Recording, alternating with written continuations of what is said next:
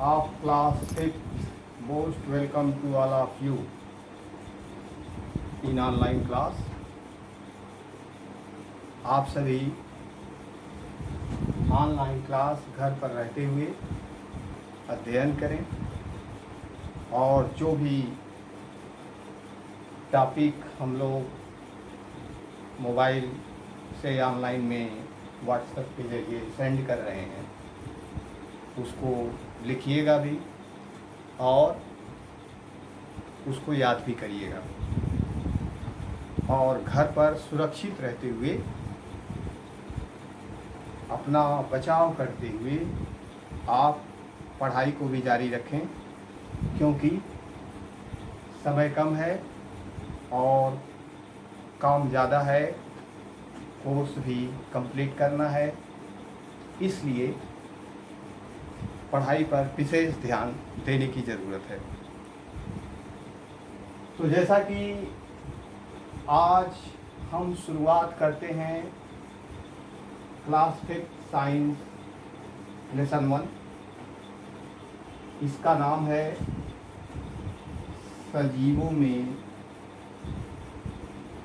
प्रजनन।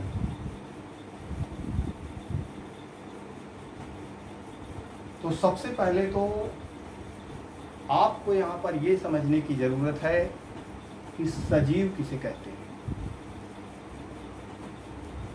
तो इसकी सीधी परिभाषा है या समझाने के तौर पर सीधे तरीके से आप कह सकते हैं कि उन सभी चीज़ों को हम सजीव कहते हैं जिसमें जान होती है, जो चल फिर सकते हैं,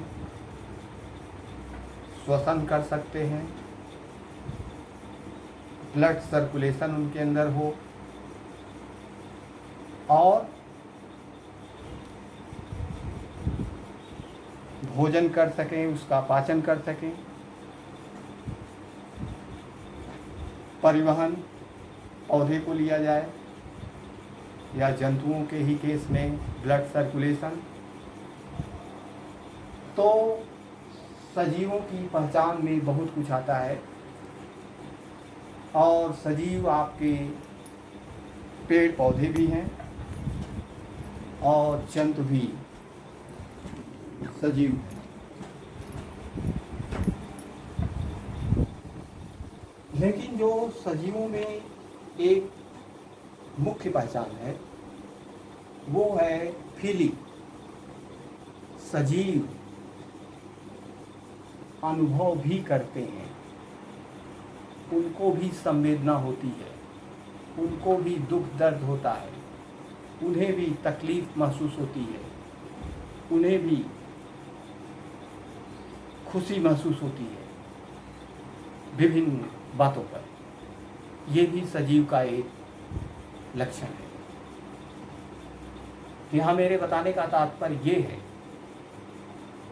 कि मनुष्य है, जंतु है, ये सभी सजीव है। पेड़ पौधे भी सजीव हैं। हम लोग भी खाने पीने का कार्य करते हैं, पेड़ पौधे भी खाने पीने का कार्य करते हैं। हम लोग चलते फिरते हैं, पेड़ पौधे नहीं चलते फिरते, वो एक जगह स्थिर रहते हैं। हम लोग भी श्वसन करते हैं, पेड़ पौधे भी श्वसन करते हैं। हम लोगों में भी ब्लड सर्कुलेशन होता है रक्त परिसंचरण तंत्र के माध्यम से और पेड़ पौधों में भी परिवहन का कार्य होता रहता है जाइलम और फ्लोएम के माध्यम से, जो पानी को, खनिज पदार्थ को पौधे के पत्तियों तक पहुंचाती है। पत्तियां प्रकाश संश्लेषण के द्वारा भोजन बनाती हैं, फिर उस बने हुए खाद्य पदार्थ का परिवहन पूरे पौधे के अंतर्गत होता है। तो इस तरीके से आप देख रहे हैं कि सजीव के जो लक्षण हैं वो जंतुओं में और पौधों में काफ़ी कुछ मिलते जुलते हैं। आपको चोट लगती है, दर्द होता है, पेड़ पौधे भी जब काटे जाते हैं उनको भी दर्द होता है। आपकी नाक को अगर बंद कर दिया जाए तो आपको सांस लेने में दिक्कत महसूस होने लगेगी, घुटन महसूस होने लगेगी। तो डियर स्टूडेंट, पत्तियों में जो छोटे छोटे छिद्र पाए जाते हैं जिसे रंध्र या स्टोमेटा कहते हैं, उसकी सहायता से पौधे श्वसन करते हैं और हम आप नादानीवश जब पेड़ पौधों की पत्तियों को तोड़ते हैं, ऐंठते हैं या उन पर धूल कूड़ा करकट फेंकते हैं और उनकी पत्तियां धूल धूसरित हो जाती हैं आंधी तूफान से या किसी भी तरीके से, तो उनको भी सांस लेने में, श्वसन की क्रिया में दिक्कत महसूस होती है। क्यों? क्योंकि आप अपने से तुलना करिए कि जैसे आप सजीव हैं, आपकी नाक को अगर ढक दिया जाता है तो आपको तकलीफ होती है। ठीक उसी प्रकार से पेड़ पौधे जिस माध्यम से श्वसन क्रिया करते हैं, अगर वो भी किसी प्रकार से प्रदूषित होता है या उसके स्टोमेटा क्लोज्ड होते हैं, तो उसे भी ऑक्सीजन और कार्बन डाइऑक्साइड का आदान प्रदान करने में दिक्कत महसूस होती है। बहरहाल आज का टॉपिक है सजीवों में प्रजनन। तो डियर स्टूडेंट, प्रजनन का तात्पर्य होता है कि अपने समान संतान की उत्पत्ति करना प्रजनन कहलाता है। और इससे फायदा ये होता है कि उस व्यक्ति की या उस सजीव की जात वंश में निरंतरता बनी रहती है, उनका जाति वंश समाप्त नहीं होता और वो पीढ़ी दर पीढ़ी आगे बढ़ते जाते हैं। लेकिन मैं आपको यहाँ पर ये समझाना चाहूँगा कि प्रजनन के द्वारा संतान की उत्पत्ति का तात्पर्य सिर्फ इतना ही नहीं होता कि उनका वंश, उनका जात आगे चलता रहे। यहाँ पर समझने वाली बात ये होती है कि जो व्यक्ति